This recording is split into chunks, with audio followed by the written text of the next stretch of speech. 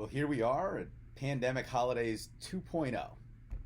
And as we inch towards Rosh Hashanah, there's a beautiful line towards the end of Devarim which says that when a person hears the words of these sanctions, the person may think, I'm immune, I'll be safe if I follow my own willful heart.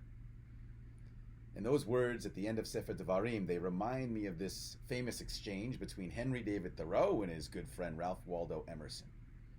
You see, Emerson visited Thoreau as he sat in jail for his refusal to pay taxes, which would support government policies that he objected to. And Emerson asks Thoreau, Henry, what are you doing in there?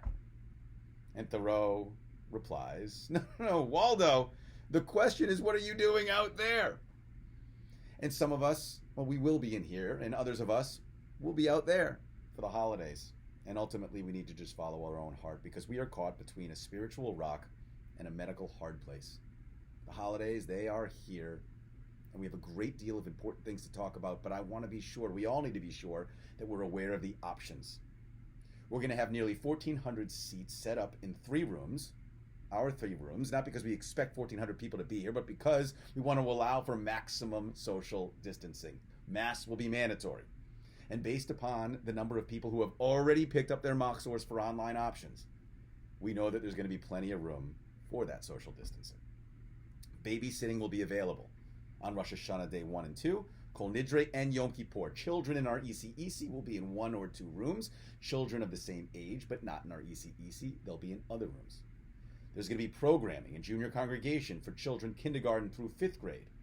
Youth services for our 6th and 7th graders. Mass, of course, mandatory for anyone over the age of 2. And once again, the church has graciously provided us a room for our 6th and 7th graders, and there's not going to be any contact between our students and theirs.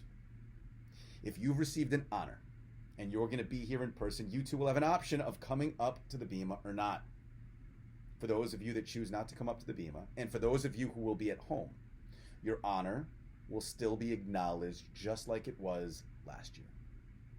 If you're planning to be here in person, please pick up your tickets, either before 3 p.m. on Friday or between 9 and 12 on Sunday. And if you're opting for virtual, please be sure you have your link. And that link will only be good for 1 login. So if you're planning on sharing your link, it's not going to work. If you email it to Uncle Shmuel in California, he logs on before you, your link isn't going to work. So if you need multiple ones, please call the office and arrange it. And if you haven't yet received your link, or if you haven't yet picked up your Machzors, definitely call the office. We're going to have multiple outdoor shofar services. On day 1, there's going to be a shofar and tashlich service at Peacemount Park across from the shul. Also a shofar service at the JCC. Both will be at 1 p.m. On day 2, there's going to be a shofar service at B'nai Aviv at 12:30, and the JCC again at 1. Now, this is meant, my friends, to be a logistical message. We will share the meaningful stuff over the holidays. And so whether I see you here or whether you see me from out there, I want to wish you a Shana Tova, a sweet 5782, a year of blessings and joy for you and for your families.